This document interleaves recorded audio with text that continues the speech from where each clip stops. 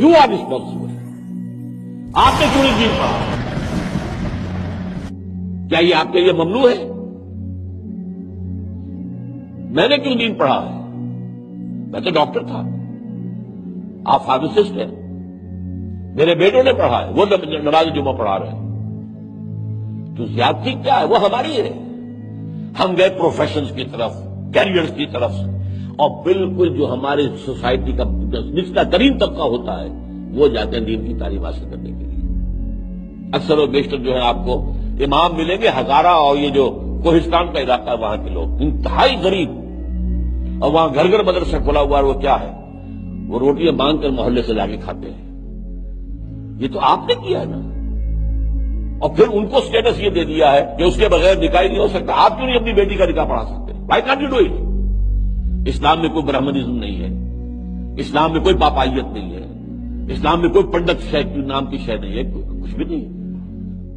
तो ये हमने किया है, हमने दीन उनके हवाले करके और उसे एक प्रोफेशन बना दिया है।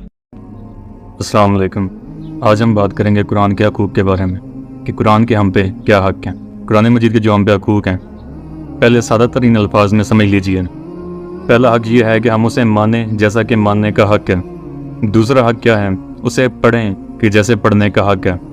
तीसरा हक़ क्या है? उसे समझें जैसे कि समझने का हक़ है। चौथा हक़ क्या है? उस पर अमल करें जैसा अमल करने का हक़ है। और पांचवा हक़ ये है कि उसे दुनिया में फैलाएं जैसा कि उसे फैलाने का हक़ है। हुज़ूर ने इरशाद फरमाया, हुज़ूर ने हमें मुखातिब किया है कुरान को तकिया ना बना लेना। तकिया पीठ के पीछे होता है, यानी इसको पीठों के पीछे ना फेंक देना। और तकिए पर इंसान सहारा लेता है, इसे सिर्फ अपना ज़हनी सहारा ना बना लेना कि हमारे पास बड़ी शय है बस। इसका हक़ अदा करना। इसका हक़ क्या है? इसे पढ़ा करो जैसे से पढ़ने का हक़ है। रात की घड़ियों में भी और दिन की घड़ियों में भी, रात के औकात में भी और दिन के औकात में भी। वस्सू हो, उसे आम करो और फैलाओ।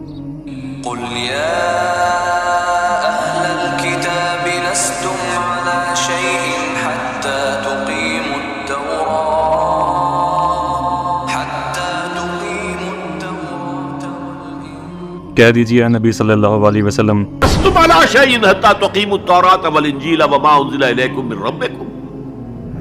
तुम्हारी कोई हैसियत हमारी निगाह में नहीं है। तुम्हारा मुंह नहीं है कि तुम हमसे दुआ करो जब तक कि तुम तौरात और इंजील को और जो कुछ नाजिल किया गया तुम्हारी तरफ कायम नहीं करते। आज अल्लाह हमारी दुआएं नहीं सुनता। 30-30 लाख जाकर हज करते हैं। दुनिया के हालात में कोई ज़रा बराबर फ़र्क आता है? अव्वल तो हराम की कमाई से हज हो रहा है, जो हज है नहीं सिरे से। जो कुछ करते गए थे सूदी कारोबार, वही आकर दोबारा शुरू कर देते हैं। सरकारी मुलाजिम में तो जो रिश्वत पहले ले रहे थे उसके बाद आके दोबारा शुरू कर देते हैं। ये क्या है? ये तकज़ीब अमल है, जुटलाना है। तुमने अपना नसीब ये बना लिया कि तुम कुरान को जुटला रहे हो जैसे कि उन्होंने जुटलाया था।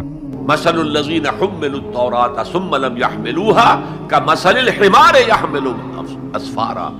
उनकी मिसाल उन गधों की सी है जिन पर किताबों का बोझ लाद दिया गया। गठड़ी बांधकर गधे के ऊपर रख दीजिए, क्या वो वाकई मुंतकी और फलसफी बन जाएगा? ये मिसाल अल्लाह दे रहा है। और यह मिसाल क्यों दी गई है? इस आईने में हमें हमारी तस्वीर दिखाई गई है। तुम अगर कुरान का हक अदा नहीं कर रहे तो तुम्हारी मिसाल वही है जो यहूद की थी। बुरी मिसाल है उस कौम की जिसने अल्लाह की आयत को जुटलाया। तो ज़बान से तो यहूदियों ने कभी नहीं जुटलाया था तौरात को, अमल से जुटलाया था। अब एक हदीस है कि हुजूर ने क्या फरमाया, तुम में से बेहतरीन वो लोग हैं जो कुरान सीखें और सिखाएं। हज़रत अली फरमाते हैं, मैंने सुना अल्लाह के रसूल सल्लल्लाहु अलैहि वसल्लम को ये कहते हुए कि अनकरीब एक बहुत बड़ा फितना रूनुमा होगा। हज़रत अली फरमाते हैं, मैंने अर्ज़ किया, ऐ अल्लाह के रसूल, ये फरमाइए उस फितने से बचने का, निकलने का रास्ता कौन सा होगा? तो सुनिए हजूर की ज़ुबान से कुरान की बातें। किताबुल्लाह, फितनों से बचाने वाली अल्लाह की किताब। इसमें तुमसे पहले जो थे उनकी भी खबरें हैं। कौम लूद, कौम आद और कौम समूद और कौम मदियन और आले फ़िरौन और सदूम और अबूरा की बस्तियों के हालात हैं इसके अंदर। इसमें तुम्हारे बाद जो आने वाले हालात हैं वो भी दर्ज हैं। اور جو بھی اختلافات تمہارے درمیان ہوں گے ان کا فیصلہ بھی اس کتاب میں موجود ہے۔ کاش کہ ہم اپنی مذہبی اختلافات کو رفع کرنے کے لیے قرآن کی طرف رجوع کریں۔ وہ فیصلہ کن کلام ہے، یہ قرآن کی آیات ہیں۔ اگر کوئی جبار شخص اپنی سرکشی میں اس قرآن کو ترک کر دے گا، اللہ اسے پیس کر رکھ دے گا، اور جو کوئی ہدایت حاصل کرنا چاہے قرآن کے سوا کسی اور چیز سے، اللہ اسے لازماً گمراہ کرے گا۔